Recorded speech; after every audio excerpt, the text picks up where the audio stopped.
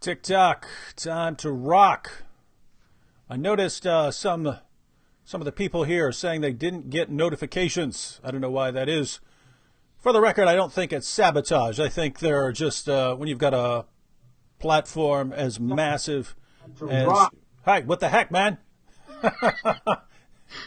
You just... I wanted you to hear how annoying your voice is to the rest of us. You just said 2 minutes ago, let me turn off all my sounds here. 2 minutes later, the classic blunder. No, it's funny because I did that just a couple of hours ago. I was on someone else's live stream, and then, started hearing myself over again because I had the computer on. All right, well, good evening and good morning and good afternoon to everyone here. I'm guessing it will pick up steam. I'm hoping people are getting the notifications now, at least, that we're live. But we won't know, and whether we are or not, we'll just we'll keep rolling with it. So tonight we are going to look at some clips by a Muslim apologist. This has been a theme in these past live streams that Muslim apologists can just say pretty much anything they want. They can say absolutely anything they want, and it doesn't matter if it's true or false, as long as it's attacking Christianity or defending Islam. Doesn't matter if it has any basis whatsoever in reality. It's just not a criterion. And a Muslim apologist can completely make things up. For some reason, Muslims just don't call him out. If I were to do that, if I were to stand on stage and make up a bunch of things, especially completely outlandish things, I would get tons of messages from people like Anthony and people like Sam and James White and all kinds of other people saying, David, you just spouted a bunch of complete nonsense. What are you doing? These things are false. Go out there and apologize. Correct yourself. That's what would happen. But in Islam, it's just no issue at all. So that's what we'll be covering. With me here is Anthony Rogers. Now, Anthony, what do you think of our good friend Yusuf Estes? Oh, Yusuf Estes is a barrel of laughs in one sense. He, as we'll see, makes outlandish claims, but at the same time, it's quite lamentable because, as you said, Muslims just fall all over this guy thinking he's got a lot to offer. And really, when you look at what he has to say about Christianity, you realize he didn't really understand the religion he left. And often, even when speaking about Islam, it seems like he doesn't understand a whole lot about the religion he joined. So he definitely doesn't get high marks in my view. But at the same time, he's relevant to speak about because, as I said, a lot of Muslims really latch onto this guy. His videos often get a high volume of hits. I have no idea why. And so apparently they're impressed by him. And one thing I'd add, since you mentioned Muslims don't call him out on this stuff, the fact that his videos get such high views really says a lot, because with all those views, there has to be somebody in there that knows he's not speaking accurately. And so for no one to say anything, really says a lot about the caliber that these guys hold their apologists to. It seems as if as long as he's speaking against Christianity and for Islam, then it's okay. He can say whatever he wants. Mm-hmm. All right. Well, it is an issue. And I mean, if I said the kinds of things about Islam that Muslim apologists and some of their top apologists say about Christianity, I'd be laughed off stage every time and would not be invited back. But in Islam, just very, very different standards. So we are going to go ahead and get started. There has to be a problem, by the way, with the notification system today. Some people are pointing out that Christian Prince is live right now. I don't think that's really the issue, because we've been live at the same time Christian Prince was live. In fact, we were live last week and we had almost 1,000 people, and Christian Prince was live streaming. So maybe there is an issue. Again, people are saying that they didn't get a notification. So anyway, we'll roll with it. We'll see what happens. All right, so let's go ahead and start off with a video clip by Yusuf Estes. Now, guys, I hope I hope you understand how awesome this is. And we're going to point it out. But this is Yusuf Estes, and the clip is titled something like Catholic woman asks Yusuf Estes about Catholicism or something like this. So that's the context. It's a woman who stands up and asks him if he was a Catholic, and if so, how could he become a Muslim, and so on. And he starts going ahead and answering the question. And in this context, he gives the historical background of the Catholic Church. And it's not what anyone here thinks. It's not what anyone in the world has ever thought. But now there are lots of Muslims who think this because Yusuf Estes went ahead and said it. So let's look. I got 3 clips on Yusuf Estes. It's all from the same part of the same lecture he was giving. And we're going to go ahead and take a look now. All right, here you have Yusuf Estes. But I'm going to ask you a question, and I want you to be honest. This is not for you to, start a debate, but just be honest. Was Jesus a Catholic?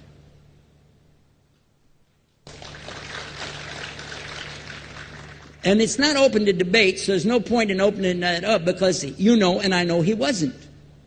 The Catholic Church was in business about 300 years before Jesus was born. It's on their website. Don't go like this. It's on their website. That's where I took it from. The Catholic Church was really started in Rome by Alexander the Great. Now, Anthony, here we have a couple of claims by Yusuf Estes. Oh, wait, you can't hear the clips, can you? No, but I was able to catch part of it. I probably missed it a little because of the lag. But... Well, I will take my headphones off.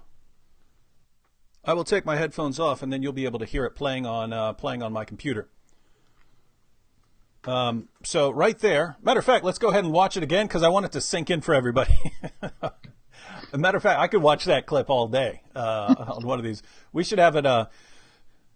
I should make a video called 10 Hours of Yusuf Estes claiming that Alexander the Great started the Catholic Church in Rome 3 centuries before Christ, because that's what he just said. All right, let's watch this one more time, ladies and gentlemen, and see what our good friend Yusuf is claiming. But I'm going to ask you a question, and I want you to be honest. This is not for you to, start a debate, but just be honest.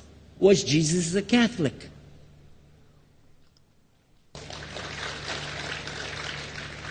And it's not open to debate, so there's no point in opening that up because you know and I know he wasn't.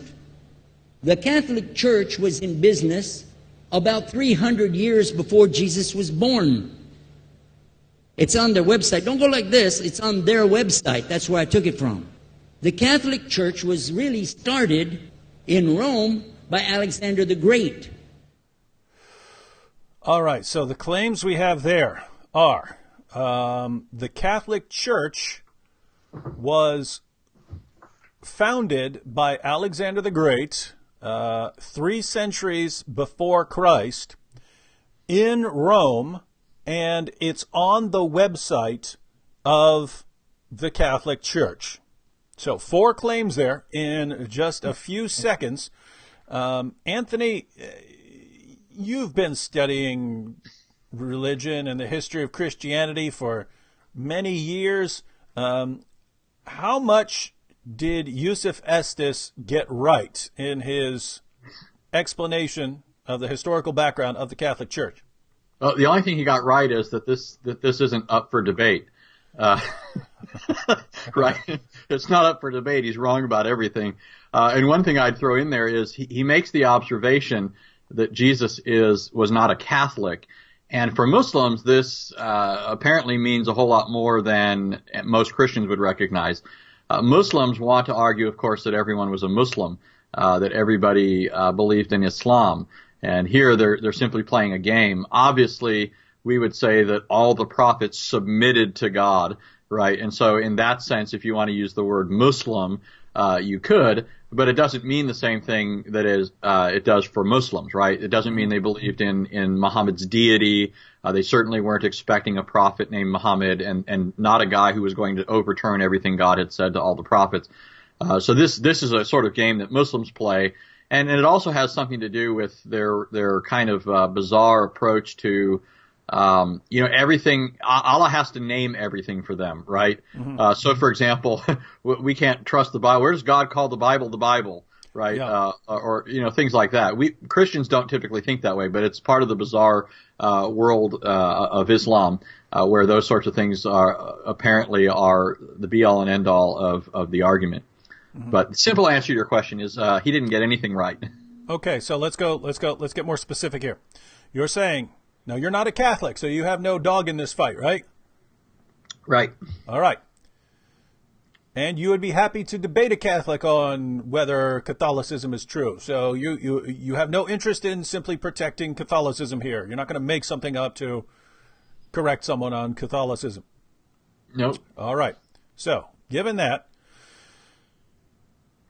did the Catholic Church start 3 centuries before Christ? No. It didn't. No. And here, yeah, I mean, we could even be more specific. I mean, it's clear that when he uses the term Catholic, he means Roman Catholic. Mm-hmm. Catholic was a term that Christians used for a long time. I mean, long before Rome claimed any kind of special prominence or hegemony over all of Christendom. The term Catholic was used simply to refer to all Christians everywhere. The term means universal. But even in that sense, the Catholic Church didn't exist 300 years before Jesus. But it's clear he means Roman Catholic. Mm-hmm. He's using it in the specific sense that it would later come to have for those who are in communion or submission to the Bishop of Rome. Mm-hmm. Now, wasn't Alexander the Great the founder of the Catholic Church? No. You sure? Yeah, I'm sure. But somebody raised a good point in the comments section. By the way, they said, "Wait a minute! I thought Alexander the Great was a prophet in mm-hmm. Islam." And so let's just run with Yusuf's logic here. If Alexander the Great founded the Catholic Church, obviously that's not how he's using it. He's trying to discredit Catholicism. Yeah. Yeah, I'm guessing Yusuf must be one of the people who denies Dul Qarnayn being Alexander the Great. Right. By the way, just a little, I think I got a map. I think I got a map here. All right, let's look at a little map of the journey of Alexander the Great. This guy was still very young when he died, but here's what he did during his life. So notice, starts off over all the way on the upper left there. Starts off in Macedonia, then goes across and heads into Asia Minor, down into Egypt, takes care of Egypt, then goes back up, then keeps heading east, all the way over till you start getting to India, then circles back and dies. Now, we don't even have Rome on here because Alexander just traveled east and then he started on his way back.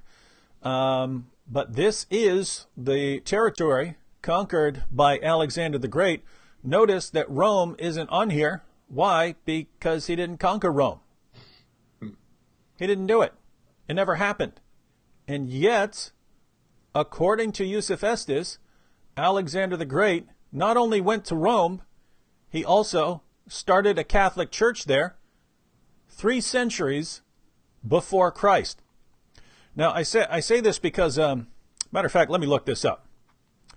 Yeah, and real quick while you're looking that up, I want to look up how many views this has when he says something ridiculous like this. Yeah, some people are filing in here and didn't see the clip. For those that are just coming in, we played a clip of Yusuf Estes in one of his. Oh, we'll play it again. We'll play it again because this is awesome stuff. Yeah. So basically, though, Yusuf Estes claims that the Catholic Church was started 300 years before Christ was born by Alexander the Great in Rome. All right, I want to see how many views this has. This has 2.4 million views. And it's not 2.4 million people watching it and saying how dumb it is and how silly it is. It's It's Muslims watching this and cheering and praising Allah for the greatness of Yusuf Estes in refuting Catholicism. And this is what he's saying. The Catholic Church, founded in Rome by Alexander the Great, 3 centuries before Christ. So for some of the people who, we've got some other clips to go on to, but the clip we played is only like 30 seconds, 37 seconds, something like that. So we'll go ahead and play that again. One more time, last time here for this one, but here is the wisdom of Yusuf Estes. But I'm going to ask you a question, and I want you to be honest. This is not for you to, start a debate, but just be honest. Was Jesus a Catholic?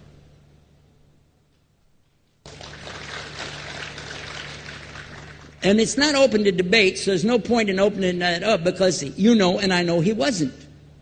The Catholic Church was in business about 300 years before Jesus was born. It's on their website. Don't go like this. It's on their website. That's where I took it from. The Catholic Church was really started in Rome by Alexander the Great. Now, notice there, he's spouting some complete nonsense, obviously. And the woman is shaking her head no. And then he rebukes her for it. Don't shake your head no. I got this from their website. So according to Yusuf Estes, if you go to the website of, I don't know what he's claiming it was on, the Vatican or the CatholicChurch.org or something like that, that if you go there, you've got Catholics, Catholic scholars, insisting that, yes, our church was founded 3 centuries before Christ by Alexander the Great in Rome. And I would just invite any fans of Yusuf Estes to go ahead and give us that link. And I guess now Anthony, the claim will be, oh no, they took it down. They took down the proof that Alexander the Great founded the Catholic Church in Rome 3 centuries before Christ, because they realized Yusuf Estes was really sending them some new traffic and using their website to expose them. Now, the reason I find this amazing, by the way, is not only does he make up everything he just said, right? When someone doesn't believe him, he'll, no, it's there. And why this really bothers me is, especially if you're dealing with Muslims, you're talking 99-point-something% of your listeners. In other words, if you talk about those 2.4 million viewers who watched this clip, you're talking probably 99.9999% of people will never actually bother to go look that up. Why? Well, because they trust Yusuf Estes. They trust him, right? So when he says it, they think, oh, it's good. Then when he really says, no, it's on their website, they think it's really on the website, that he's just proven his case. And this seems to be how Muslim apologists think in general. It's, hey, I can make something up on stage. I can just completely make something up because there are only 1 or 2 people who are actually going to go look this up. And who cares? Who cares if 1 or 2 people know I'm a liar and making things up if I just convinced 99-point-something% of my listeners that Christianity is really messed up, or that Islam is so obviously true in what I made up. And it just seems to be a pure cost benefits analysis here, that if I lie over and over again, I can build a massive mob who are going to agree with me. And that mob is eventually big enough that they can shout down anyone who actually looks things up and realizes I'm just spouting complete nonsense. What do you think?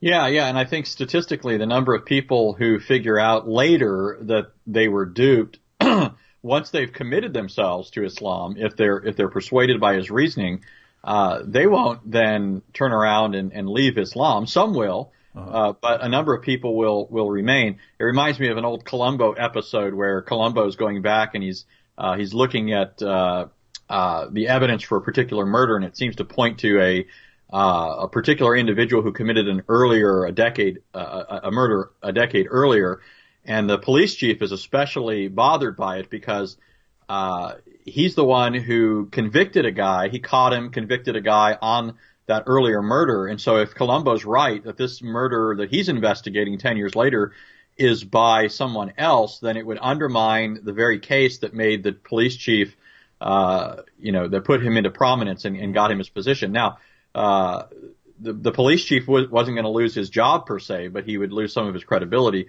But my point is simply, likewise, there will be a number of people persuaded by his arguments that will continue to cling to Islam, even though their original reasons have now been debunked. Mm-hmm. And so, like you said, it's somewhat diabolical, right? I don't know how much he's thinking ahead as far as that goes, but no, and they're just so. Best case scenario, he just doesn't know what he's talking about and just isn't very careful. Worst case scenario, he's actually trying to make stuff up. But either way, there's just not a lot of incentive in Islam to speak accurately. It doesn't get you in trouble. You can make stuff up all day long as you're making things up in the right direction, i.e., to attack Christianity or to defend Islam. Anything goes, right? And yeah, again, 2.4 million people. People are pointing out some of the issues here. You got 2.4 million people. So what? So what if a couple realize that you're a complete liar? You probably won more than that in converts just by the stuff you're making up, right? Because he went on this long response to the question, where he just blasted the Catholic Church and talked about its origins. And if you're a Catholic watching and you have no clue what he's talking about and don't realize how stupid everything he's saying really is, you'd think, wow, I need to convert to Islam. I need to go ahead and convert to Islam based on what this man just said, not realizing he's spouting total nonsense. So just imagine, let's suppose 50 people converted after, because you're talking about 2.4 million people. That's a lot of people. And probably a lot of Muslims were sending this to their Catholic friends and so on. So some of those Catholics watch that and go, this is the most ridiculous nonsense ever. Some people look at that and go, wow, I never heard any of this. My priests are covering this stuff up. I need to convert. And so a couple people find out you're a liar, but a lot of people convert based on the lies. And that always seems to be the Islamic mathematics, right?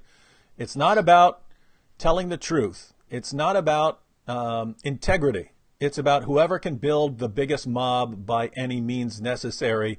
That's what really matters. And that's just that tells you something about the spirit of this religion. All right, let's look at a couple comments here. From Ants On, scamming the uneducated is evil. Well, is it just me, Anthony, or is that what every Muslim apologist does nowadays? Yeah. And I'm not sure. I mean, I saw the video before. I can't remember what the crowd reveals about where this is being done. Uh-huh. Obviously, Muslim speaking anywhere can expect some people not to be well informed or not even altogether serious about looking into the evidence for what he's claiming. So he's always going to pick up a number of stragglers.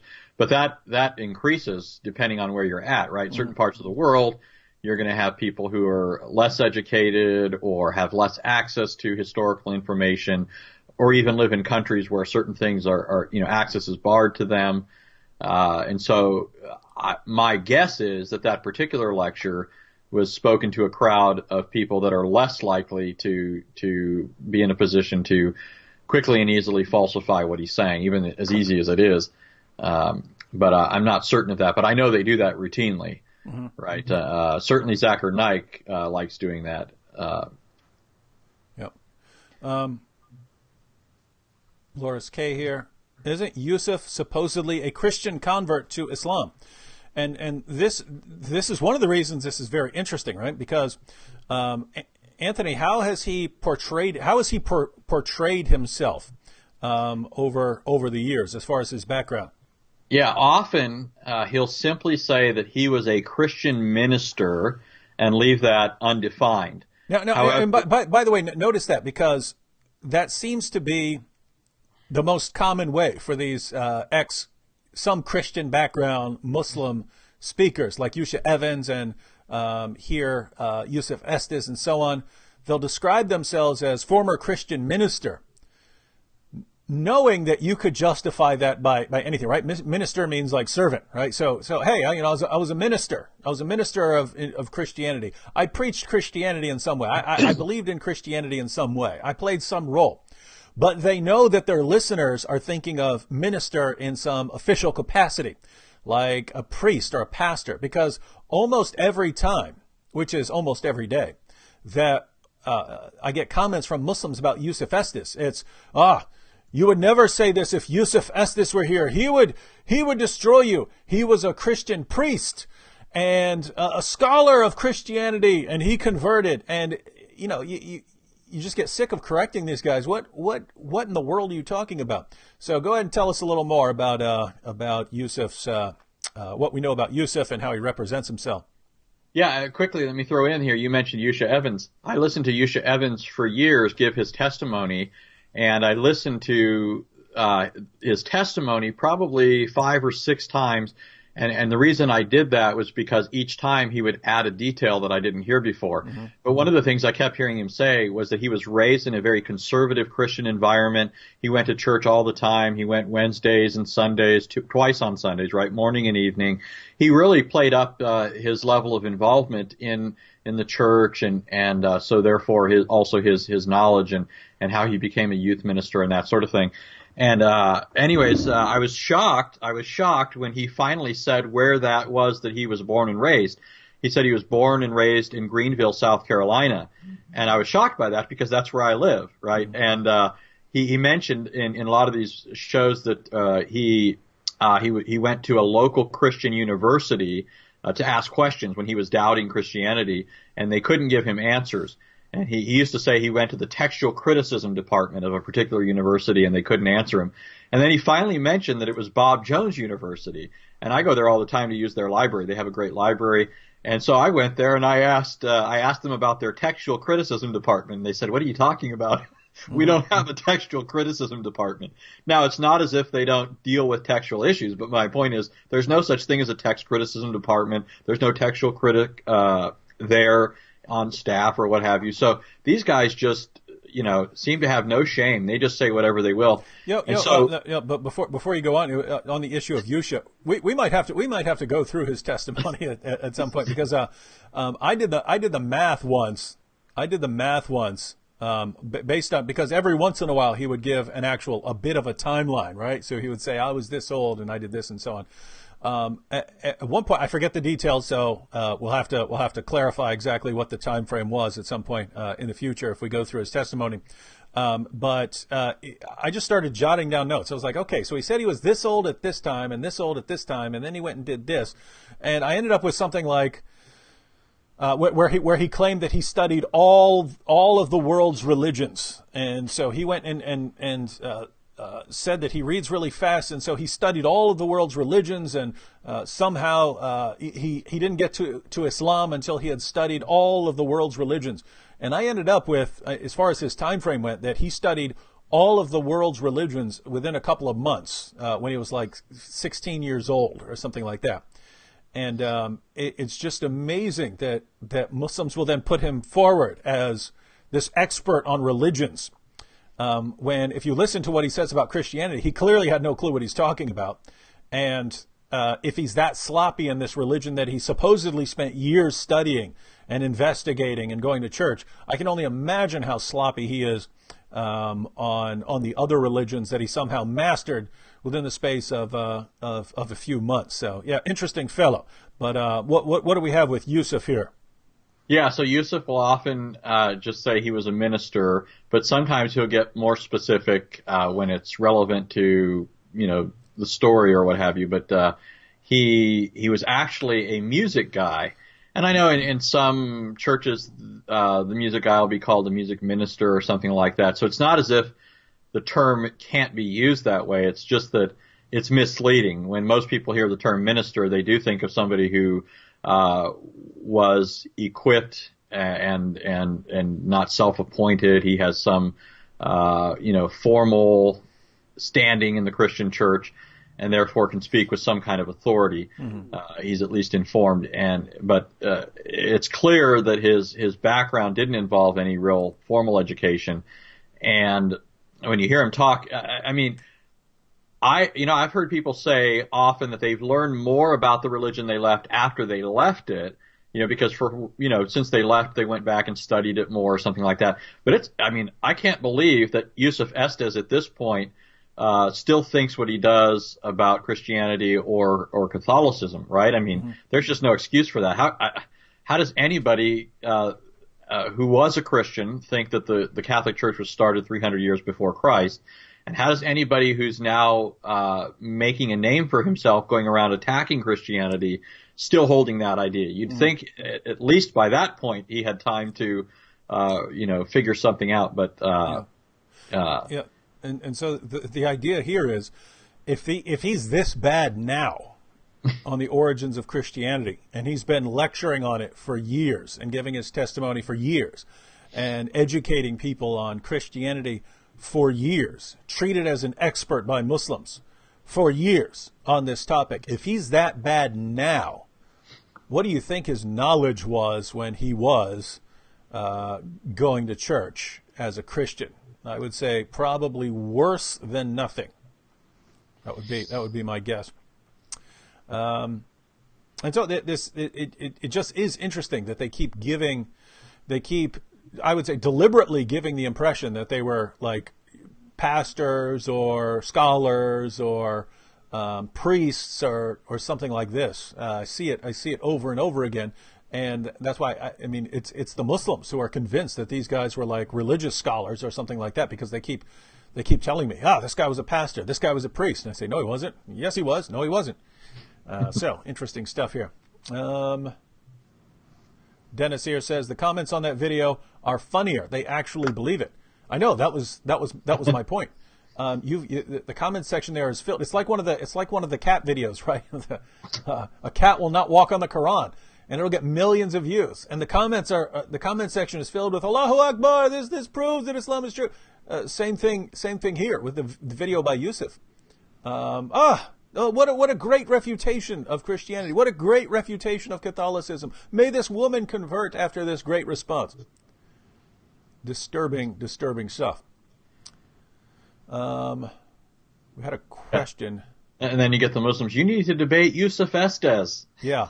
But, well, there's a reason Yusuf Estes doesn't debate, right? Yeah. I think you can find online one debate, and it wasn't really much of a debate.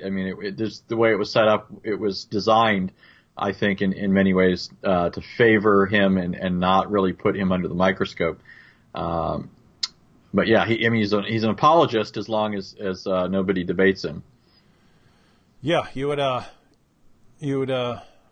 if you're going to take this route, namely, hey, I'm just going to make things up and I don't really care because I'll always be deceiving the vast majority of the Muslim listeners, and those who figure it out, who cares? If my number of fans is constantly growing, and the critics can be dismissed because they're statistically insignificant, just keep up this method.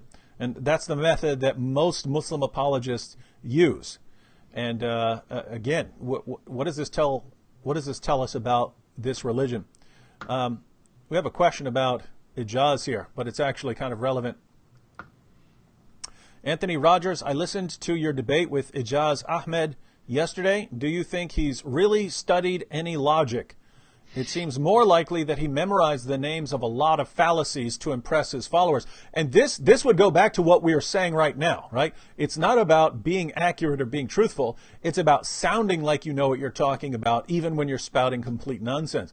And I have to say, I'm not aware of a Muslim apologist who uses logical fallacies, like pointing out logical fallacies, accurately.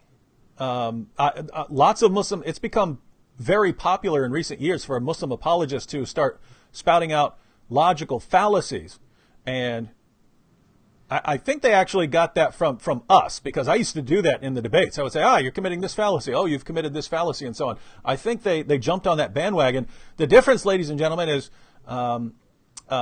I spent years studying philosophy and taking logic courses and teaching logic, so I know how to use them.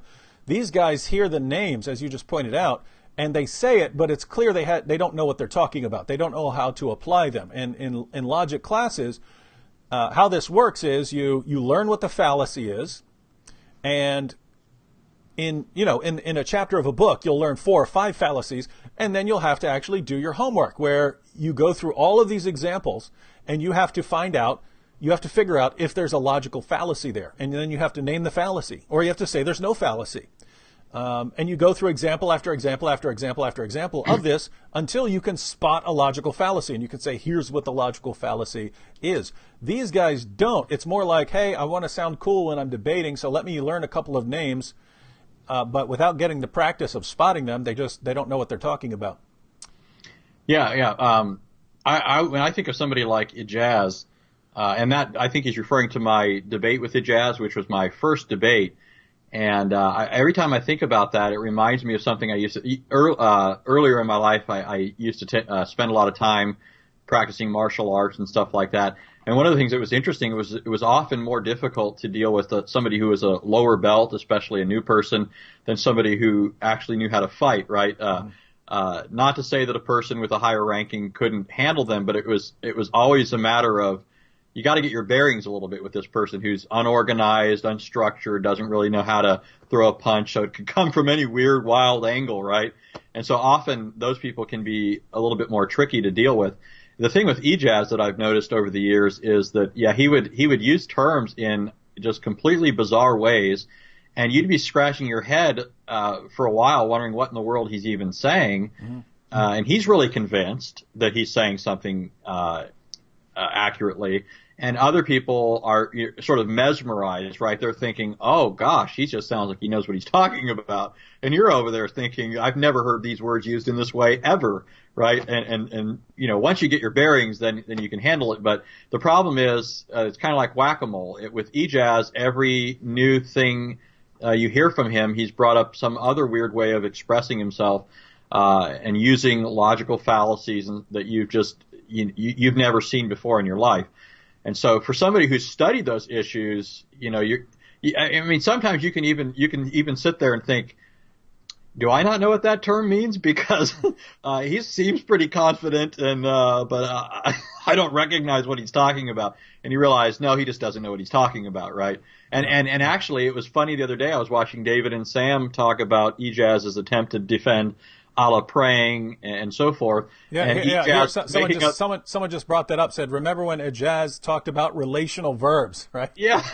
He's using terms that have to do with English grammar in the same way he uses logical fallacies. Just say it. A bunch of the listeners are going to think he knows what he's talking about. So who cares about the few that know he's just spouting nonsense? Yeah. Oh, go ahead, finish what you're saying. I just wanted to toss that in there to show. That was basically my point. He does that all the time. Yeah. And if you hear that, off the cuff, you're kind of like, what's going on here? What did I just hear? And, maybe after a few minutes, you're like, okay, he just doesn't know what he's talking about. But in a short discussion, it can throw you off a little bit, because you're still over there wondering, did I just completely miss his point, or does he not really have a point and just wants to sound like he does? Mm-hmm. Here, someone's asking here, Acts 17, did you take philosophy classes? Yeah. Oh, I took some philosophy classes. Yeah. Yes. So, my undergraduate degrees were in biology and philosophy. The philosophy was with an emphasis in religious studies. Then I got a Master of Arts in philosophy, an MPhil in philosophy, and then a PhD in philosophy. So, yeah, I took a lot of classes and eventually taught philosophy for a while. I was teaching philosophy of human nature and philosophical ethics. So that's my background in philosophy. All right, well, let's go ahead and check out this next clip. Let's see if Yusuf is able to redeem himself, although he's not aware that he needs any redeeming, since everything he says is apparently correct in the eyes of his audience. But let's see if he shares a bit more information that is accurate with this one. It's on their website. Don't go like this. It's on their website. That's where I took it from. The Catholic Church was really started in Rome by Alexander the Great. Do you know what the word Catholic means? It means universal. It was the universal church for the Roman Empire. If you didn't join it, you could not be a Roman citizen. And it was opposed to the teachings of Judaism and opposed to the teachings of the early Christians for more than 200 and some years. And they were diametrically opposed to each other to the extent that it was the Romans killing the early Christians. No, wait a minute. Hold on. Guys, keep this in mind as we watch this again, because keep in mind his Yusuf's timeline. The Catholic Church was founded 3 centuries before Christ in Rome. That's what he said, right, Anthony? Yep. Okay. And then I think he just said, which is why I want to watch this again for me. I think he just said that it was opposed to the teachings of Judaism and the Christian teaching for more than 2 centuries. So wait a minute. So now you had other at least another denomination of Christianity, another sect of Christianity that's around that the Catholic Church is opposing. All of this before Christ, right? BC. You getting this? Now I have a question. Just playing Muslim for a moment. Where is it referred to as the Catholic Church, right? Where's that phrase used? Mm-hmm. And of course I'm here referring to the fact that Muslims love to say, you know, where does he use the term Bible? Where does he use the word Trinity? Where did God name them Christians, right? So where is this phrase used? In fact, what expectation would there be that this phrase would be used anyways? I mean, was the phrase Catholic Church even in? I mean, I'm just trying to put this together from a Muslim. There must be. I mean, notice what he would need in order to defend himself here. One, he would need records of Alexander the Great traveling to Rome, founding a church there. So that church being called the Catholic Church, and he points out it means universal. So he would need them using this term because he's the one drawing attention to this. Now, why would they be calling themselves? The whole point of the term Catholic coming to be used for Christians was precisely because the gospel was going forth into all the world, right? The apostles are going into all nations as Jesus instructed them to proclaim the gospel to every man. And so that's where the term Catholic comes to be used, right? It encompasses people from every nation and every tongue. There's just no stretch of the imagination why that term would be used by Rome, which, by the way, was Rome in existence 300 years before Christ. Certainly not Rome as we know it. Right. So, I'm thinking, was it a?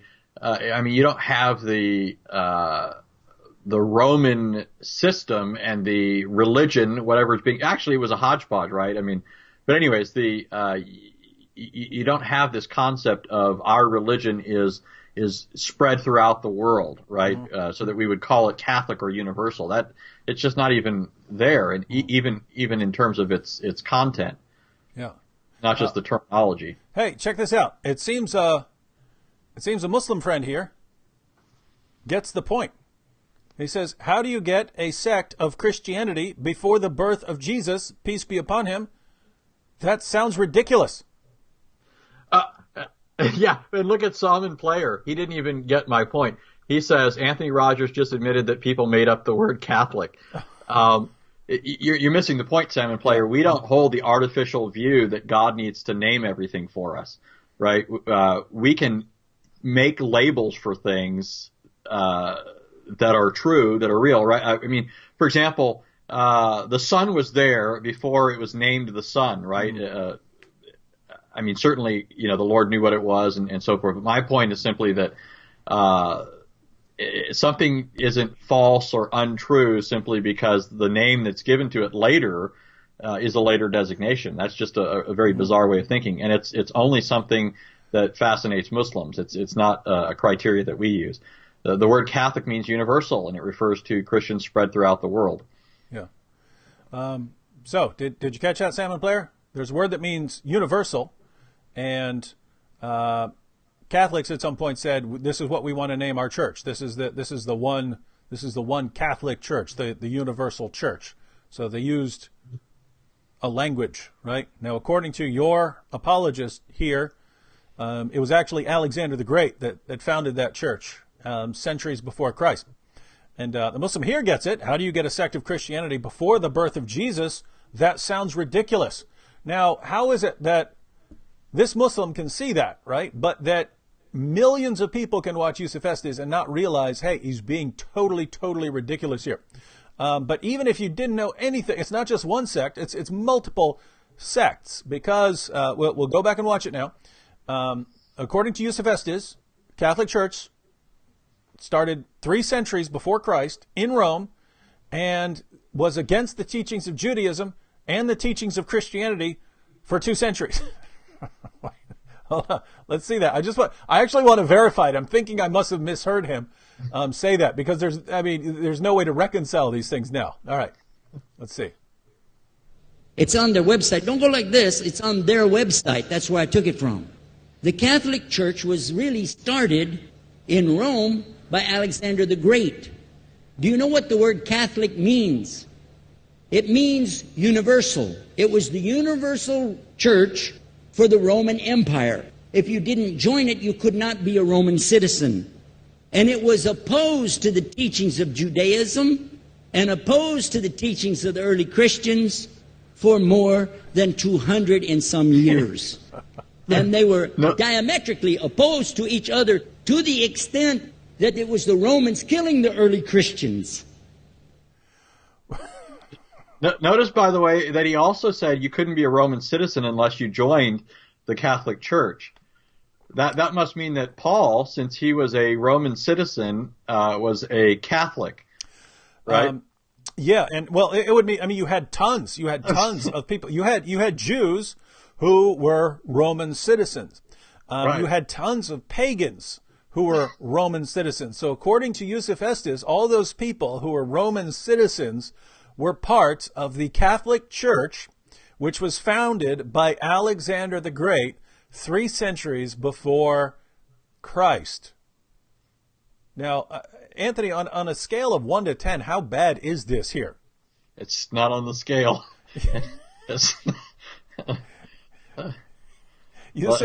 Yusuf is completely off the scale here in terms of his inaccuracy. What's amazing is this is one of the main Muslim apologists out there, right? He's up there with Zakir Naik in terms of popularity. He's right up there with Zakir Naik. And this reminds me of remember that clip Nabil did, like 25 errors in 5 minutes. Oh yeah, yeah, yeah. Nabil had a medical doctorate, and so he was fascinated to go through just 5 minutes of one of Zakir Naik's biology lessons, and Nabil pointed out 25 mistakes that Zakir Naik made in 5 minutes. And it just doesn't bother Muslims at all. It doesn't bother. It obviously has bothered at least one Muslim in the comment section. But you, my friend, are a minority, right? Even if you point these things out to Muslims, they generally just do not care about how inaccurate their guys are. And this is just some sad stuff. We have one more clip. Did you want to answer any comments before we jump on the next clip? I don't think I see any. I don't know if Salmon Player chimed back in. Oh, I'm sure he did, and I haven't looked at it yet, but I can almost guarantee that whatever you said, he misrepresented it. Well, one thing about it, it just occurs to me is, Muslims make much of the fact that in Islam, It's just like, Muslims think Islam's superior because Allah taught them how to go to the bathroom, right? Whereas in Christianity, God created us in his image and doesn't think we're adults. And so, certain things, we can learn through our parents and in life. Well, for Muslims, everything needs to be named by Allah. But notice Allah didn't name the religion he created for Muhammad, according to the Muslim view. He didn't name it Islam originally. It was later that he says, I've, named your religion Islam.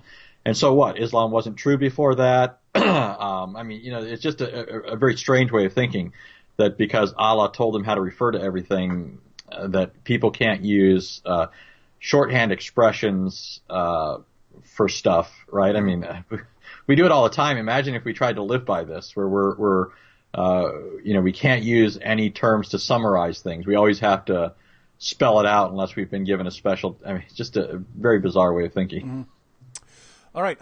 Someone asked over here,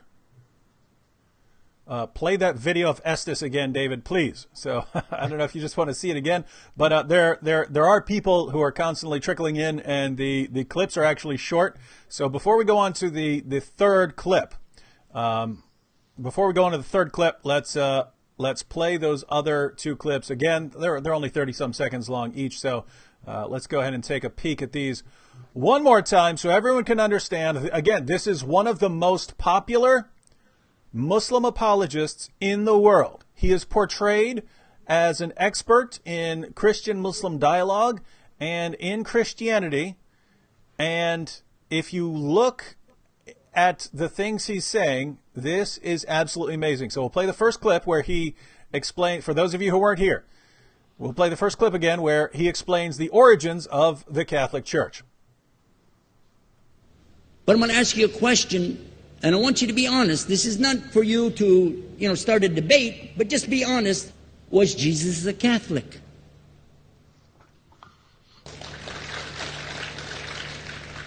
And it's not open to debate, so there's no point in opening that up because you know and I know he wasn't. The Catholic Church was in business about 300 years before Jesus was born. It's on their website. Don't go like this. It's on their website. That's where I took it from. The Catholic Church was really started in Rome by Alexander the Great.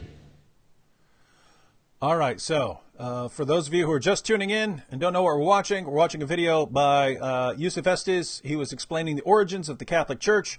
He just said, you heard him say that the Catholic Church was founded in Rome by Alexander the Great 3 centuries before Christ, and it's on the website of the Catholic Church. So just to clarify, Alexander the Great didn't go to Rome.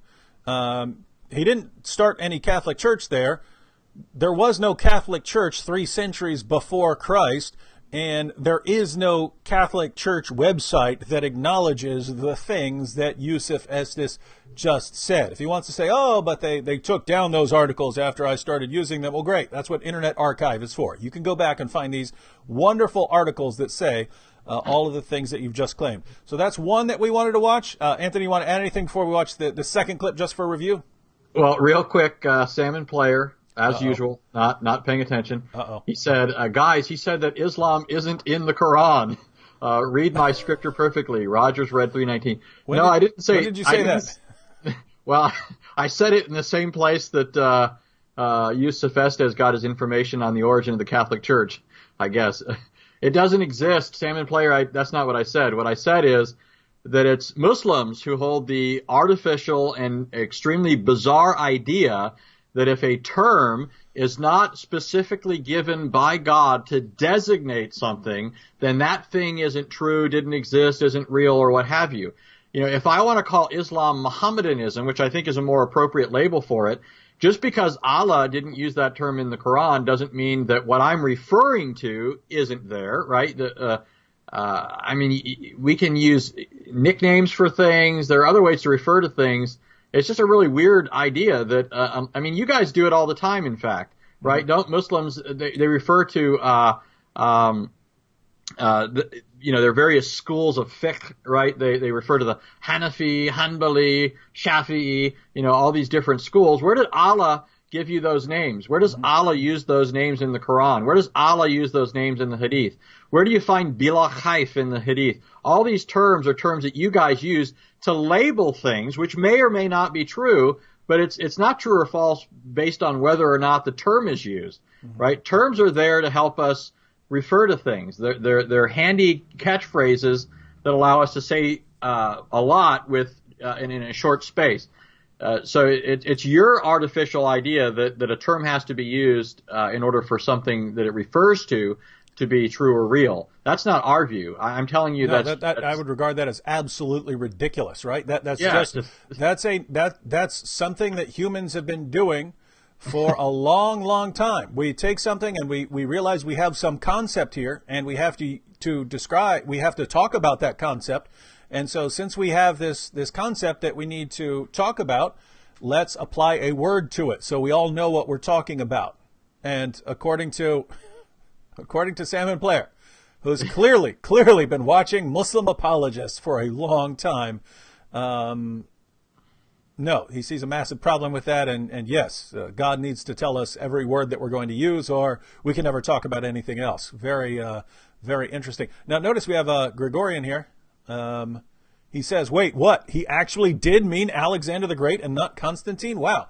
So apparently Gregorian here thought, he's saying Alexander the Great, but he really means Constantine. No, he means Alexander the Great. That's why it's 3 centuries before Christ. And as far as Constantine, it's clear he's not confusing the two, because he's about to talk about Constantine. So he's about to tell everyone about Constantine. He's about to educate the world on Constantine. But let's go ahead and review that second clip just for the people who came in later. Yusuf Estes telling us more about the origin of the Catholic Church. It's on their website. Don't go like this. It's on their website. That's where I took it from. The Catholic Church was really started in Rome by Alexander the Great. Do you know what the word Catholic means? It means universal. It was the universal church for the Roman Empire. If you didn't join it, you could not be a Roman citizen. And it was opposed to the teachings of Judaism and opposed to the teachings of the early Christians for more than 200 and some years. And they were diametrically opposed to each other to the extent that it was the Romans killing the early Christians. No. So did you get that? So now it was the Romans, but he's specifically referring to the Catholic Church, because you couldn't be a Roman citizen unless you were part of this Catholic universal church started by Alexander the Great 3 centuries before Christ, and for 200 and some years it was opposed to the teachings of Christianity and of Judaism, to the extent that the Romans were then killing the early Christians. Yeah, notice also that he said that you had to join this Catholic religion to be a Roman citizen, and this religion was opposed to Judaism and Christianity. But even when the Jews and Rome do come into contact, Judaism becomes a religio licita, right? It was a legal religion. The Jews were allowed to practice their religion. They didn't have to forsake it, as some other conquering nations would force people to do, right? And the whole issue for the early Christians was, at first, they are considered part of Judaism. Mm-hmm. And so the Jews and the Judaizers are trying to say, no, they're not part of us, because they want to subject them to Roman persecution, right? So, I mean, just an incredible amount of ignorance here. The Jews were not, in fact, opposed in terms of their, I mean, obviously the Romans didn't agree with their religion, but they were a legal religion, and the early Christians were often in the position of trying to say, no, we are Jews, we are Jewish. And, the conflict was always on the part of the Judaizers trying to say, no, these guys, or the Jews, not just the Judaizers, but the Jews trying to say, no, these people have abandoned Judaism and are representing an entirely different religion. Mm-hmm. And here you have, this man must have read this from The Onion. That's because he's claiming to get this off. It's on the website. It's on the Catholic Church's website, The Onion. Yeah. Might have to send this off to the Babylon Bee. Where Aladdin asked us a question here. Where is that at? He said he asked us the question. There it is. Who is superior? The God who plans killed Jesus on the cross in barbaric way in the name of love, or the God who saved him from being tortured in the name of love? So they're two different gods there.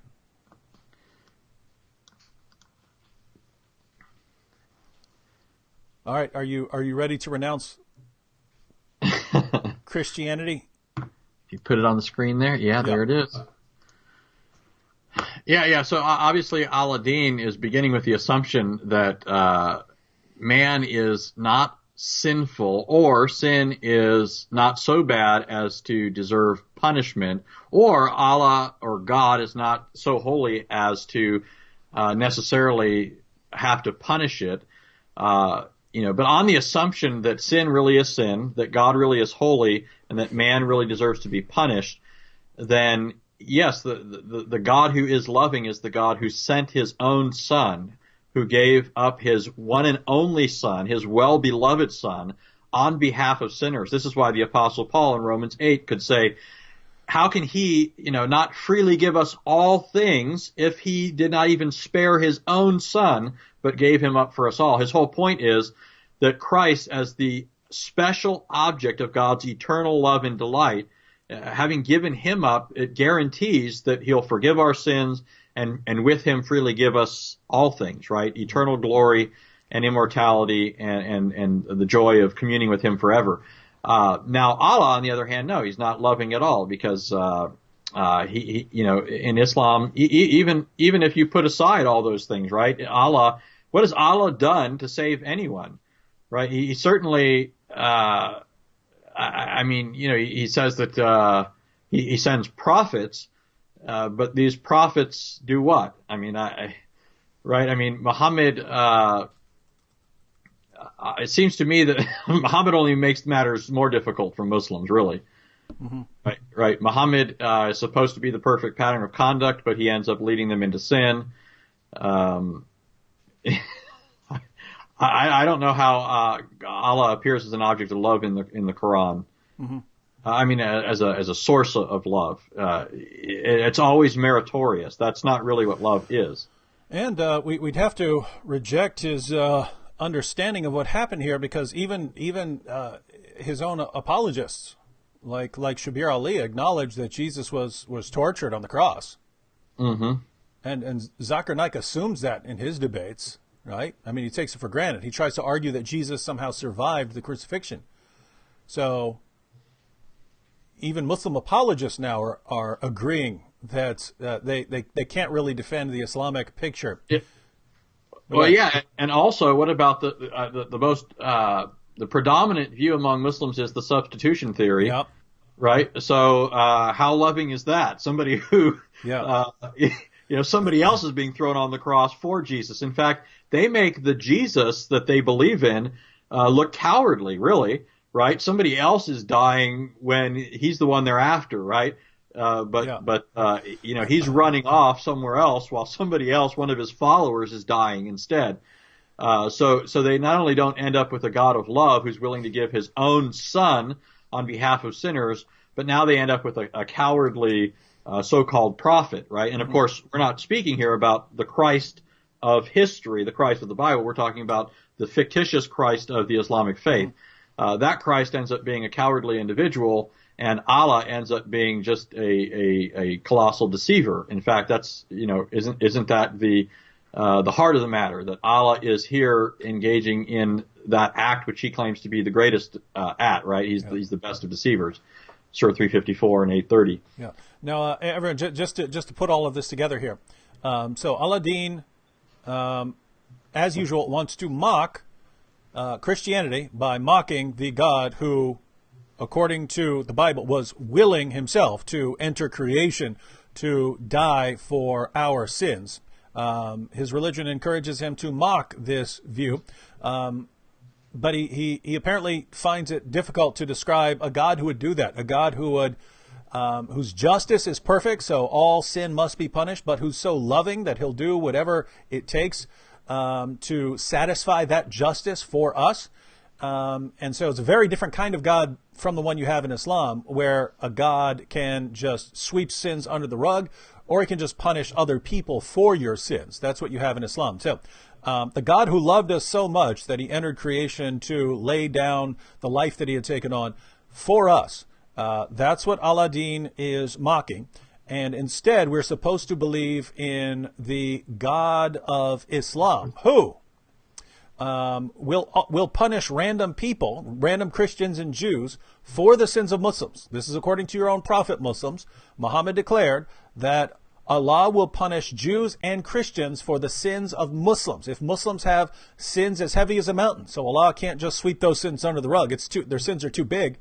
Don't worry about it, because Allah will take that mountain of sins, put it on Jews and Christians and Jews will be punished in hell for all eternity for your Muslim sins, right? That's what your prophet says. So that's the God that Al-Din is saying we should believe in. But as Anthony pointed out, look, there's only two options here, right? You have many Muslim apologists who now claim that Jesus was actually crucified, he just didn't die. If that's the case, then he was tortured, right? He was tortured exactly as our records of Roman crucifixion would say he was tortured. So, but there's no point to it, right? In Christianity, there's a point to it. In Islam, God just said, okay, you know what would be nice? Having Jesus tortured over and over again. I'll just rescue him later after he goes through the torture. So that's a superior view, according to Al-Din's apologists. Or you've got the classic Muslim response, which is that Jesus wasn't crucified. Instead, Jesus ran away. And then Allah took someone else. This other person was tortured. God made sure this other person was tortured by the people who wanted to kill Jesus. And then Allah tricked everyone down through the centuries into believing that Jesus died on the cross, right? So why do Christians today believe that Jesus died on the cross? Because Allah tricked everyone by miraculously disguising someone else.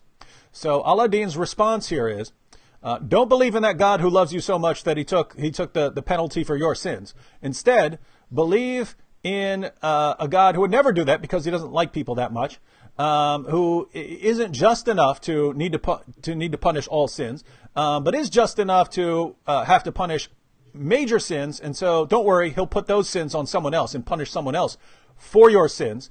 And then he's going to trick and deceive people into believing that he did something that he didn't, deceiving literally billions of people over the past 2,000 years. Allah has deceived literally billions of people, thus corrupting the very message that he sent Jesus with. So he sent Jesus with the gospel, but then he corrupted it himself by tricking them into believing that Jesus died on the cross. So Muslims are dealing with a cosmic deceiver, and Al-Din is insisting, no, that's the God you should all believe in. And man, when you combine that awesome defense of Islam with the brilliant arguments we're getting from Yusuf Estes about the origin of the Catholic Church, I don't know how everyone is not converting right now. What do you think, Anthony? Yeah, they just keep going. Al-Din doesn't seem to get it in the comment section. That's a shocker.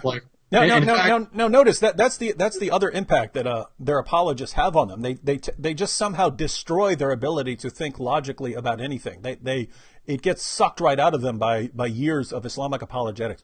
Yeah, and they don't realize when they try to attack Christianity, they end up undermining their own beliefs. Right? Salmon Player in defense says, yeah, Jesus is God. He lets people sin and then dies for mankind's sins. Now he's saying that in mockery, right? That's just absurd. That Jesus, who's God, would let people sin and then provide salvation for them. Well, Islam may not have the same concept of salvation that we have, but isn't that the same basic idea, right? Didn't Allah let people sin? People sinned. If you're saying Allah didn't let it happen, then it must have happened contrary to his best efforts to stop it. But if Allah's sovereign, then he should have been able to stop it, right? Mm-hmm. But apparently he in his sovereignty allowed people to sin. So you have to grant that because people are in fact sinning. right? And you believe that there's a way of salvation in Islam, even though it's not the Christian way. So I'm really not understanding how you think this is a specific criticism of Christianity. This is if the argument is sound, it cuts both ways, right? It equally cuts against Islam. But happily, the argument isn't sound. It's not a good argument. Okay. Yeah. God created mankind. Mankind, in the exercise of his will, sinned against God, is deserving of his just wrath and displeasure. And as, he either provides salvation or he doesn't, right? In Christianity, he has provided salvation. And the only way that God could provide salvation while at the same time being just is if that salvation is exactly what Christians say it is, right? Christ coming into the world and suffering and dying in the place of sinners. Mm-hmm. The Islamic system isn't just. You either have man's sin simply being ignored or swept under the rug, or or as you pointed out, right, the Islamic concept that Jews and Christians are going to bear the burden of Muslims and be cast into hell for them. Here you have sinful. Now the Quran says that no bearer of burden can bear the burden of another, right? No person who's a sinner, in other words, can take another person's sin. But Muhammad, in opposition to that, taught that Allah would be casting Jews and Christians into hell for the sins of Muslims. Well, the Quran actually contradicts itself on that point. You have the right. No bearer of burden can bear the burden of another, but you have other passages where they will bear their own burdens and the burdens of others. So yeah, so you can go either way you want there. Right. Only in Christianity do you have a Savior who didn't have his own burden, who came to bear the burden of others. And since that person was not merely a human being, but God in the flesh, his death was of infinite value and therefore sufficient to save all who believe in him, mm-hmm. including those who, like Salmon Player and Aladdin, have been resisting him with the most absurd logic. He even died to save people from those sorts of sins, intellectual sins, as well as, sins of, immorality like their prophet committed, sexually immoral things and so forth. Check this out. So Salmon Player says, Jesus, mankind, so he can die for them. Makes perfect sense. I'm guessing you just left out a word like entered creation or something like that. But think about this, Salmon Player, because I find that Muslims never really grasp the problem that Anthony was just pointing out. Right? You've got a God. You don't. I mean, in Christianity, you've got a God who is perfect. And since he's perfect, he is also perfect in his attributes. Perfect justice would mean that all sin gets punished. If at the end of time there's any sin that hasn't been punished, then the justice has not been perfect. At the same time, try to imagine what perfect love or perfect mercy would be like. Well, notice those attributes would be calling for different things. Mercy would be calling for, hey, forgive this person. Justice would be calling for punishment. So perfect attributes calling for different things presents a problem when that sort of being encounters sinful human beings, right? Human beings who sin, right? So notice, justice is calling for us to be punished. Mercy is calling for us to be forgiven. What does a God like that do? Does he just punish us? Well, that would be just, but it wouldn't be merciful. Does he forgive our sins? Well, if he does, then that would be merciful, but it wouldn't be just. So how do you reconcile this with your theology? Well, Christianity and Islam have very different ways of dealing with this problem. You could call it the problem of sin, right? In Islam, the solution to the problem of sin is to reduce and diminish God's attributes so that Allah just isn't very loving, right? Allah only loves you if you first love him. If you love Allah and you serve him, then he might love you in return. But you start the love there. Notice this kind of love that Allah has is the same kind of love that Jesus condemned in Matthew chapter 5, right? Jesus says, if you only love those who love you, what are you doing more than pagans and tax collectors, right? You're doing the same thing that anyone would do. That's the greatest love that your God has, right? So on the one hand, God's love is diminished to where Allah is about as loving as, any random person that you might find. In fact, Allah's love is significantly less than most people that I know, right? Because most people I know do love other people, do love people who disagree with them, right? Allah doesn't. So Allah's love is weak and defective. And not only that, but his justice is defective. Allah can just let sin slide, so his justice certainly isn't perfect. But then if some sin is really bothering him, he can just make someone else pay for those sins and can just pile the sins that you've committed on me or Anthony, right? Keep in mind, your God says he's going to do that, right? Through his prophet, he declared he is going to do that. He's going to take your sins, Salmon Player, and make me and Anthony pay for them in hell, right? So his justice is massively skewed, and you don't see any problem with this, right? So keep in mind, in Christianity, you've got, and notice, I think you could spot the true religion here just by examining theology and not even going to history or all the other areas that we normally go to. Just look at your concept of God.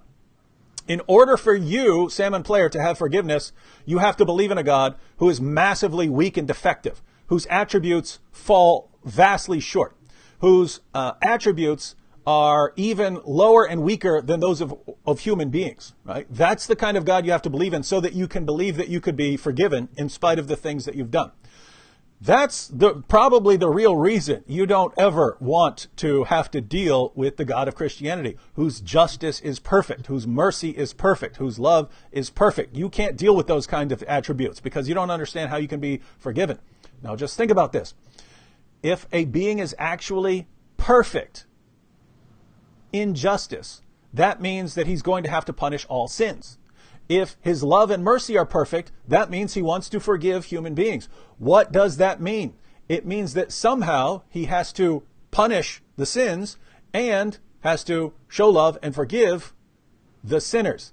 How in the name of common sense is that going to happen? We have no idea. We can't even comprehend how God's going to do that, but he showed us. He showed us by entering creation, dying on the cross for our sins, and announcing that that is how we can be forgiven. And you sit here mocking it. You sit here mocking it. And you tell us we'd better go with your weak and defective and impotent God and believe in him and his silly little attributes that fall short of even human beings and that Jesus condemned. That's the God we have to believe in. And don't believe in our God with perfect attributes.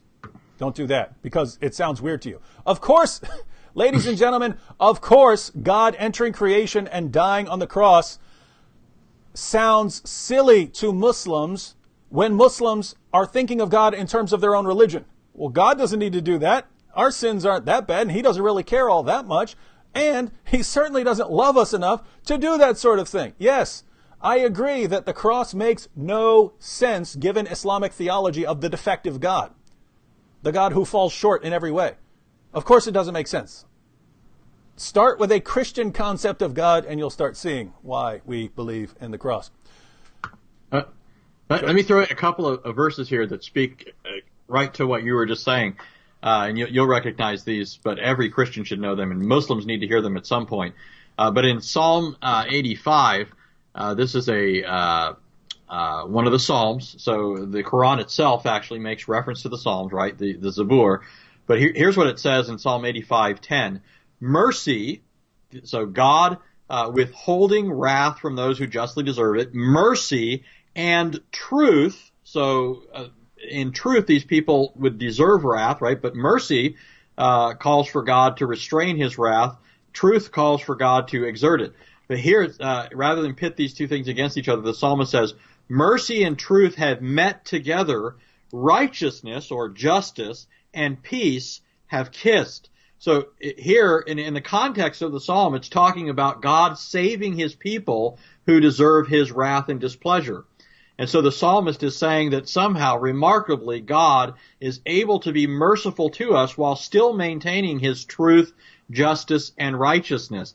And all of this looks ahead, of course, to the cross of Christ, which is what all of the Old Testament prophets are really pointing to. They're driving people to see that God in his holiness and justice requires he has to exert his wrath against sin, but he's promising to save, and he's revealing to them the way that he's going to do that, which ultimately is fulfilled in the person of Christ.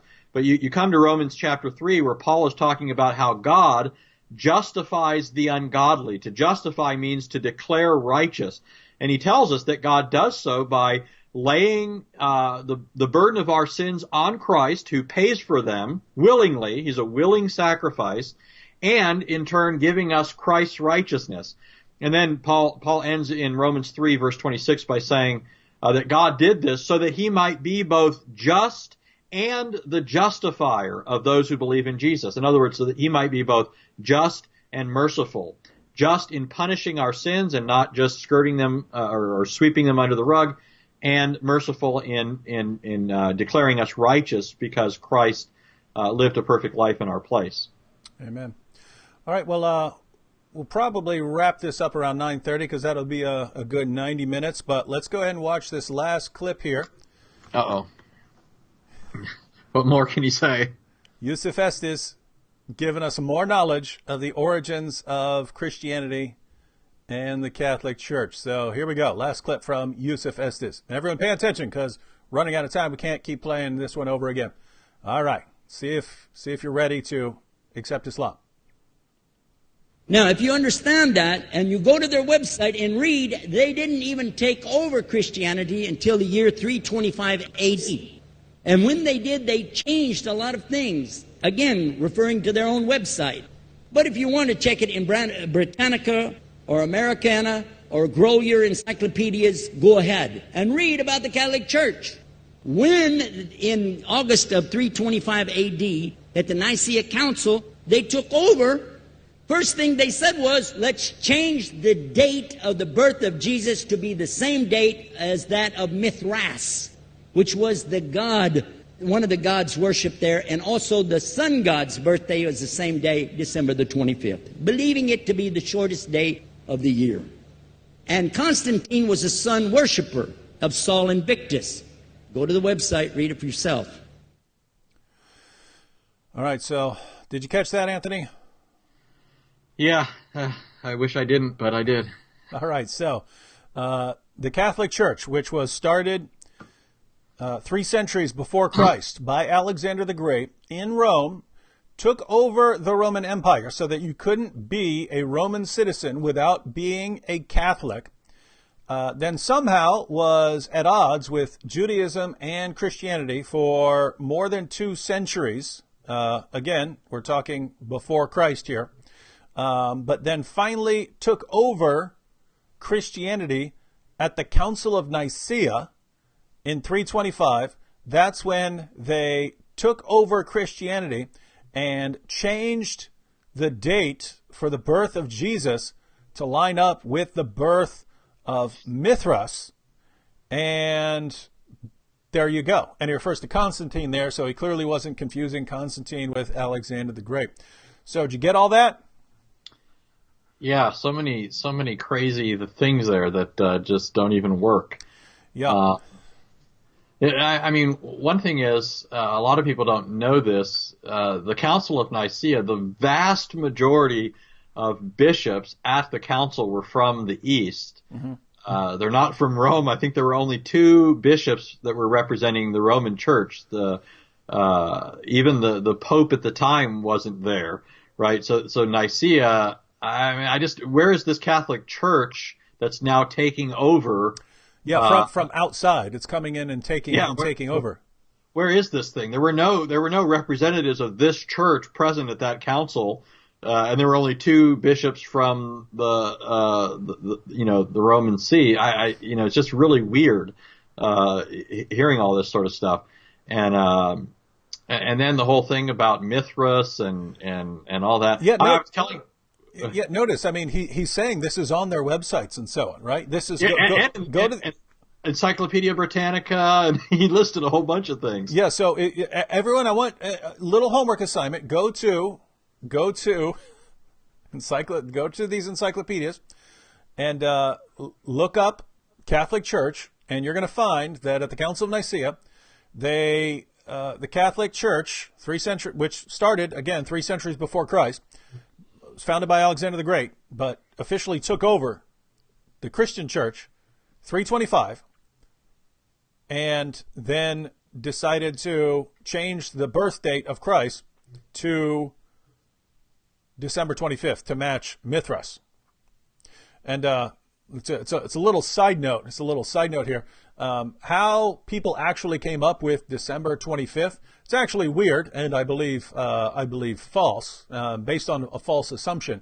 But in the early church, they had a belief that people who are sent from God are conceived on the same day of the year, the same day of the calendar that they die on, right?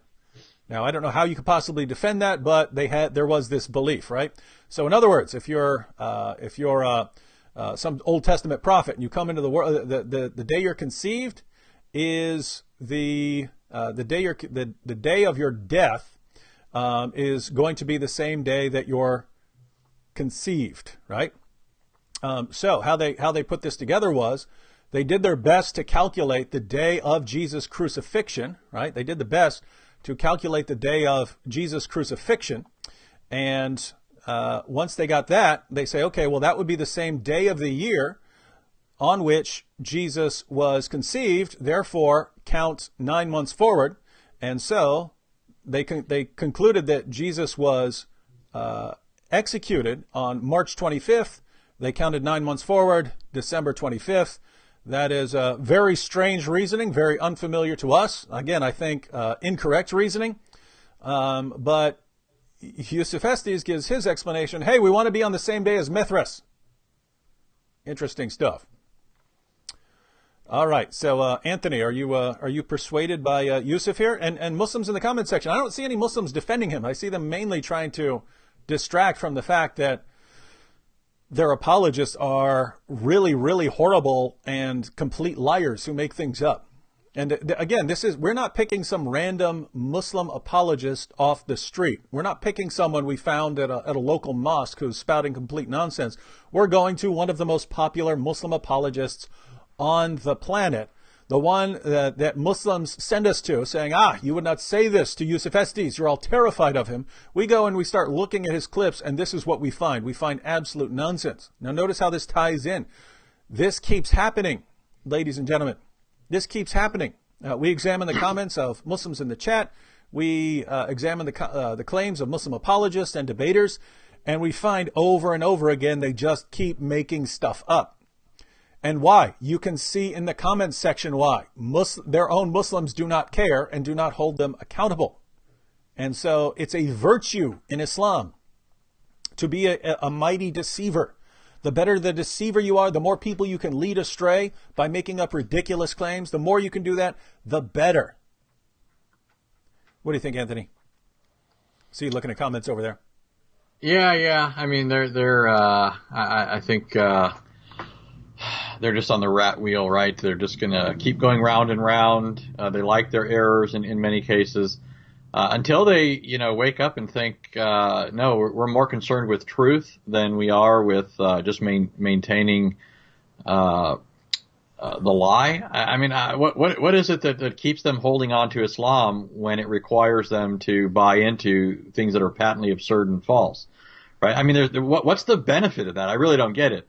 Right? Salmon player, Aladdin, what's the benefit of constantly misrepresenting what we're saying in response to you, in response to the crazy things you make up about Christianity? What's the benefit in either defending or refusing to rebuke and disagree with people like Yusuf Estes? What's the benefit in making bad arguments for Islam that we keep refuting and then repeating them the next time you come on here? I mean, I really don't see what the benefit of that is. Maybe you think that, I mean, when we talked about the issue of love, right, Allah in the Quran makes it clear that the only people that he's going to love are those who in some way merit his love, right? They're going to earn it in some way. And so maybe since Allah is portrayed as the best of deceivers, Surah 354 and 830, maybe you think this is one of those ways that you can get Allah to love you. Right? So maybe the more deceiving you are, the more pleased Allah will be because he's going to recognize in you the same qualities he boasts about in himself. I mean, I don't know. I just can't really wrap my head around what it is that keeps you guys doing some of these things that just don't make any sense to me. Yeah, and as you point out, you just can't deny the fact that your theology impacts the adherents, right? If you're going around bragging about being the best of deceivers, which is what your God does, and you don't realize how that's going to impact your followers, you might want to take a closer look, because Allah constantly brags about how he's tricking and deceiving people. He's the best at it. And then Muslim apologists do the exact same thing. They see how many people they can trick and deceive, and then Muslims keep falling for it. And one of the sad thing here is if you're watching that clip, when it would go to the audience, there are Muslims there taking notes on this. They're sitting there taking notes. Oh, okay, so Catholic Church 3 centuries before Christ. Okay, Alexander the Great, yeah. And the sad part is that Muslim will then, he's got all his notes. He then goes out to his fellow Muslims and shares this. He then goes and talks to Christians and shares this information. And he's going to run into people who have no clue about the origins of Christianity and won't know any better, and he'll deceive them. So notice, Allah is the best of deceivers. He tricks and deceives people. Muslim apologists like Yusuf Estes goes out and tricks and deceives people. The Muslims in the audience think they're getting good information. They write it all down, but then they just go out and end up tricking and deceiving people. And then those people who convert, Islam will make them the next generation of apologists, and they'll continue the cycle. This is Islam, ladies and gentlemen. This is what we're being told is the true religion. Odd stuff. All right, Anthony, we should go ahead and close out. Any final thoughts here?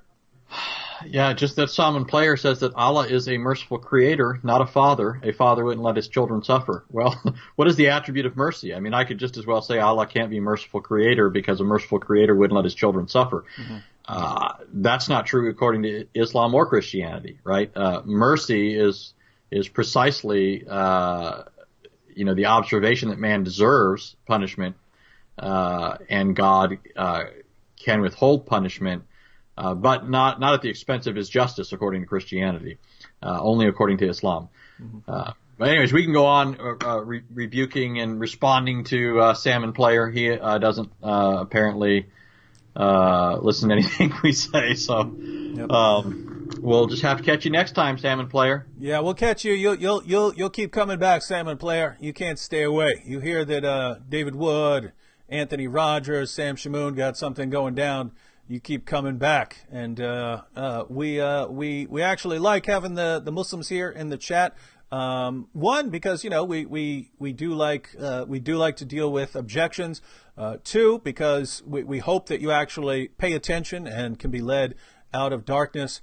But three, because you help give everyone here an education about the true nature of Islam and its impact on people.